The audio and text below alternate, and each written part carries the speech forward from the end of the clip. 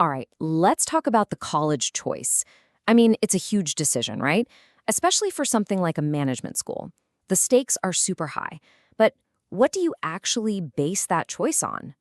Is it the slick ads, the rankings you see everywhere, all those big promises? Well, today, we're going to cut right through all that noise. We've got the data, and we're going to find out what students really care about. So let's just dive right in. Picture this. You're staring down one of the biggest decisions you'll ever make. And it feels like every single university out there is trying to sell you this perfect, polished dream. They're all promising a world-class education, a direct line to success. But how in the world are you supposed to know what's just really good marketing and what's, actual real quality? And that's the thing. It's a real dilemma.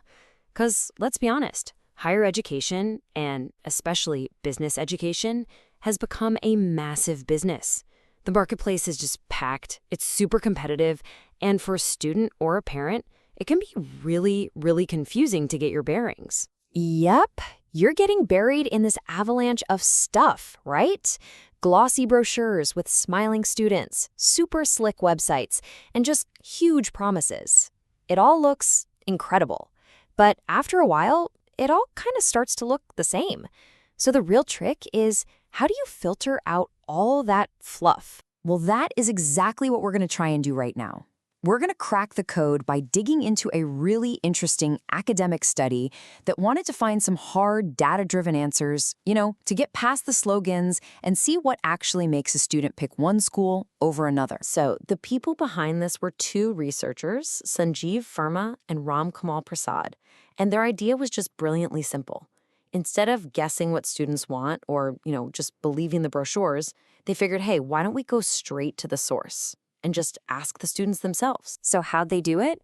Well, their plan was pretty solid. First, they did their homework, reviewing all the past research they could find. Then, they went out and surveyed 300 students across 5 different institutions. Now, here's the cool part. They used this special system. It's called Bray Relational Analysis, which is just a fancy way of saying they could figure out exactly what was most important to students and rank those priorities. And then, of course, they analyzed all that data to find out what really truly mattered. Okay, so after all of that digging and analyzing, what did they find? It's time for the big reveal. And I'll tell you right now, the final ranking of what matters most is, well, it's pretty surprising. So get ready for this. What do you think it was? The famous professors? The promise of a 6-figure salary? The school's big, prestigious name? What do you think actually landed at that #1 spot? The top-ranked factor, the single most important thing that students valued when they were judging the quality of their school, was physical evidence. I'm not kidding. Not the brand, not the ads, but the actual, tangible stuff. The quality of the campus itself, the library, the computer labs, the classrooms, the facilities as a whole. The things you can actually see and touch and use every single day. And here's the full breakdown. Just look at this ranking. After physical evidence at #1, you've got academic aspects. The actual quality of the teaching. Makes sense. Then comes attitude, which is basically how helpful and friendly the staff are. And right behind that, assurance, that feeling of trust and confidence you get from the school. But now, look all the way down at the bottom. In dead last, #8, brand image. And this is the real shocker. All the money, all the time, all the effort that schools pour into building up their brand and running those fancy ad campaigns, it ended up being the least important factor for the students who were actually there. It's a pretty stunning result that basically flips what we think we know on its head. So the study shows this really clear split between what students care a lot about and what they don't.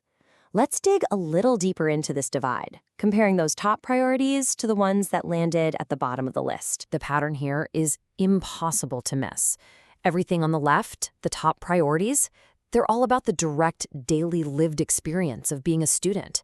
The quality of the campus, the teaching, how helpful the people are. It's real stuff. The things on the right, the lower priorities, they're more abstract. Things like brand image, or even the details of the curriculum. They're kind of like promises about value, not the actual experience of it. This chart just says it all, doesn't it? The value that students put on their tangible, day-to-day experience is sky high. And meanwhile, the value they place on abstract stuff like marketing and brand, it's dramatically lower. I mean, that gap is just enormous. So, what does this all mean? What's the big takeaway here? For the students who are trying to pick a school, and for the schools trying to get those students to come. You know, the researchers themselves put it perfectly. This quote says it all. Advertising might get your foot in the door. It might grab your initial attention.